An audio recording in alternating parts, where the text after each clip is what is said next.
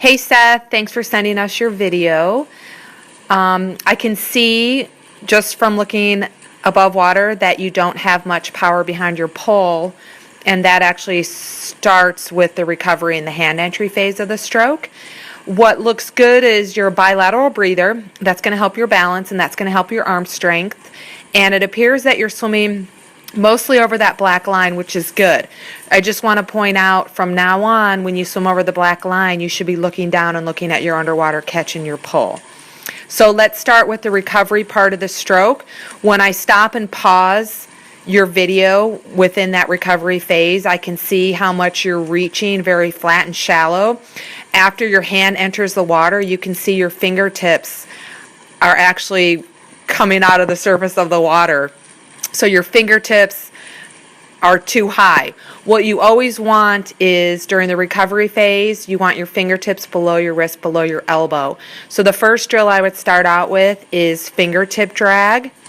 You can also see during that recovery phase of the stroke that your arms are a little wide. So I would add the thumb slide drill. Both fingertip drag and thumb slide drill are going to work on high elbow recovery, bringing your arm close to your body during that recovery phase. The next thing that I think is the most important thing for you to work on is that hand entry. Instead of your fingertips coming out of the water very shallow after hand entry, you should be reaching for the bottom of the pool. So again, thinking fingertips below the wrist, below the elbow, think about digging your hand and trying to reach for the bottom of the pool after you enter. So head out of the water drill and fist drill are really great for that.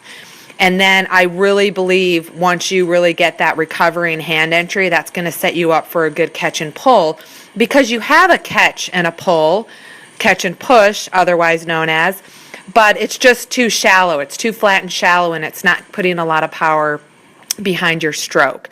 So that's where I would start. Lots of fingertip drag, thumb slide drill, move on to fist drill, head out of the water drill, and I believe that will take care of the underwater catch and pull phase of the stroke, which will give you more power behind your stroke. And you want to make sure you're pulling all the way past your hip. I can see a little bit that your hand's coming out before your hip. So I just want you to be aware of that. But again, I think if you work on those 4 drills, that'll help everything. So work on it for a while and then send me another video and let's see how much you've improved. Make it a great day.